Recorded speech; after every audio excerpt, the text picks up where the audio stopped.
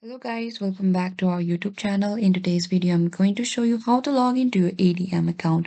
First of all, you need to open your Google Chrome web browser and in the top section right over here, type down ADM login and enter it after you're done.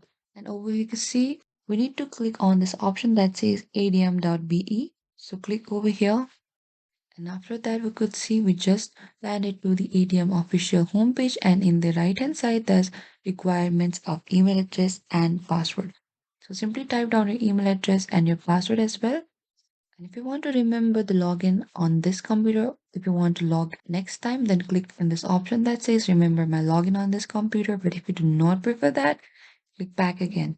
And if you have forgotten or lost access to your password, then click on this option that says forgot password in order to recover or reset your password. And the last process that is sign in.